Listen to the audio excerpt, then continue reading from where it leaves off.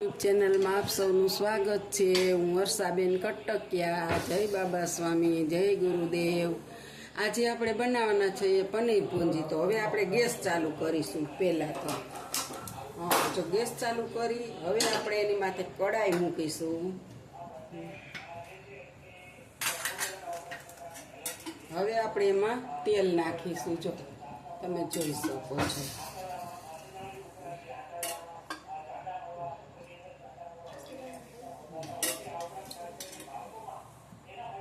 આપણે મોટા 4 પાવડા તેલ નાખ્યું અંદર અને એને માટે આપણે 300 ગ્રામ પનીર લઈ અને આપણે એને છીણી લીધું છે। તો જો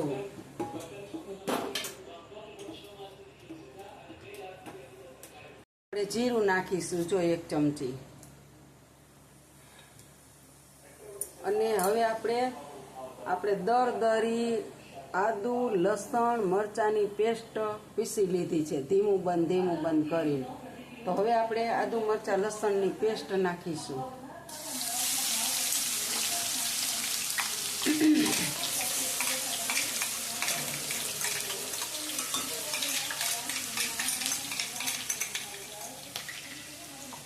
અને હવે આપણે એને સાતળી લેશું। જો તમે જોઈ શકો છો। આપણે એને સરસ મજાની સતળાવા દેશું થોડીક વાર। આદુ લસણ મરચાંની પેસ્ટ સતળાઈ ગઈ છે। માત્ર 1 થી 1.5 મિનિટ જ આપણે એને સાતળવાની છે।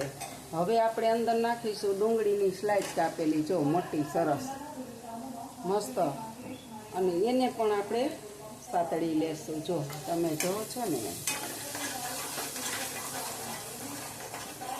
આપણે હવે આને થોડીક વાર ગળે ત્યાં સુધી આપણે સાતળી લેશું। જો આપણી ડુંગળી સતળાઈ ગઈ છે હવે આપણે એની અંદર ટમેટા નાખી દઈશું। હવે ટમેટા નાખી અને એને પણ થોડા સાતળી લેશું।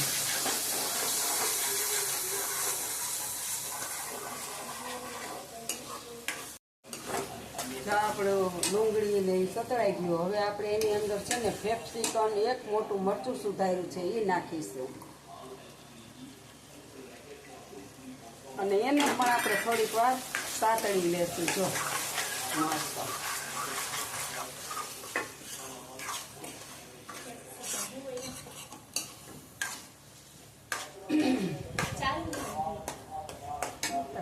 જો આપણે બધું હવે સતળાઈ ગયું છે મસ્ત એક રસ થવા આવ્યું બધું તમે જોઈ શકો છો। હવે આપણે એની અંદર નાખીશું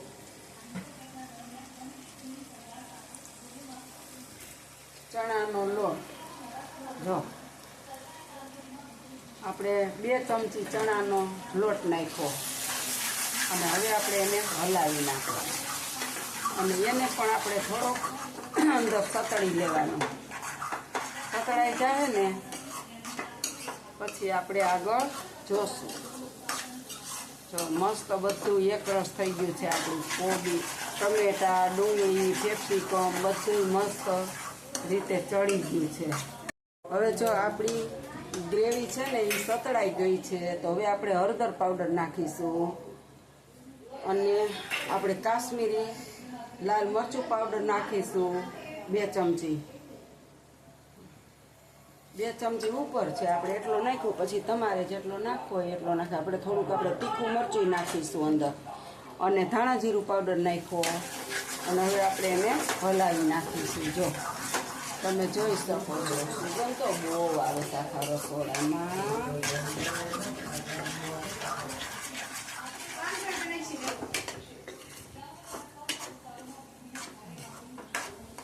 જો આપણું તેલ બધું છૂટું પડી ગયું છે તમે જોઈ શકો છો।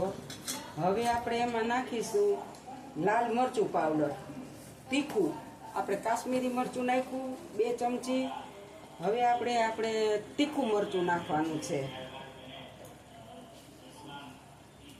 હવે આપણે તીખું મરચું નાખ્યું એની અંદર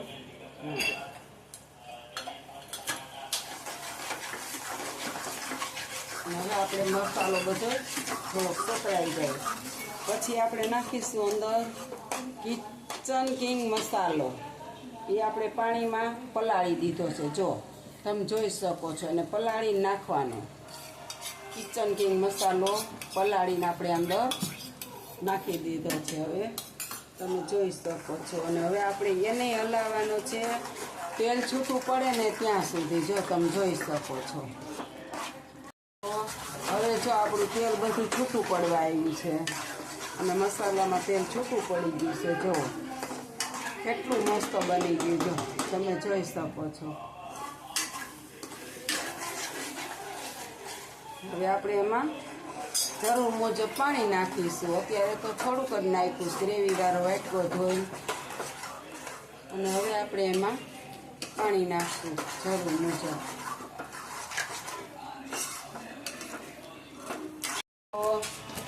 જો આપણી ગ્રેવી બની ગઈ છે, તેલ બધું ઉપર આવી ગયું છે.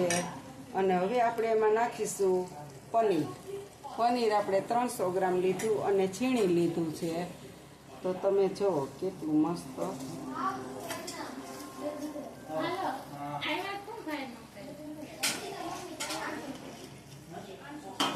પાણી નાખું.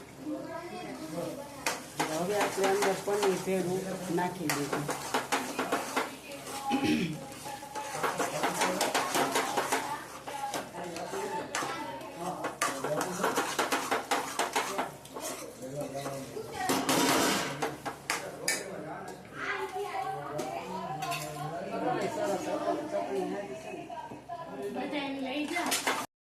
હવે આપણે એમાં પાણી નાખીશું થોડું કેવું, બહુ નહીં, જરૂર મુજબ નાખવાનું.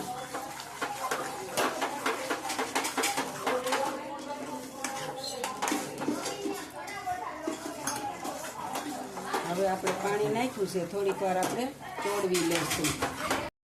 હવે આપણે એની અંદર ફ્રેશ મલાઈ નાખીશું દૂધની.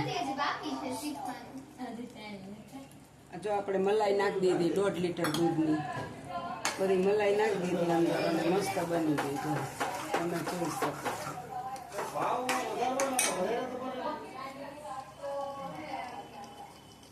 થોડું કેવું સ્વાદ અનુસાર નિમક નાખવાનું, તમે જેટલું ખાતા હોય એટલું. અને તીખું કરવું હોય તો તમે ચટણી વધારે નાખી શકો.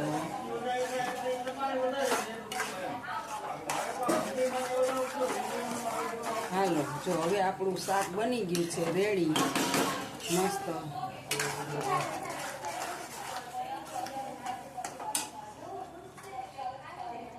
હાલો, જો આપણું શાક રેડી થઈ ગયું છે. હાલો, હવે આપણે એમાં આ બટર ખમણી નાખવાનું છે. ચીઝ આપણે એમાં ચીઝ નાખી દઈશું. જો તમે જોઈ શકો છો.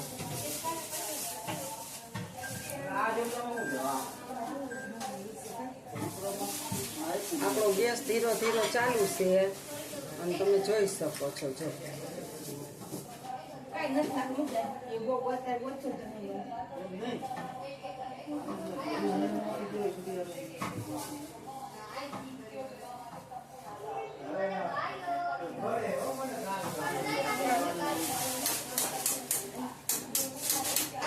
હાલો, આપણે ચીઝ અંદર નાખી દીધું છે. જો તમે જોઈ શકો છો. અને આપણું તેલ બધું ઉપર આવી ગયું છે. આપણું શાક ટોટલી બની ગયું છે.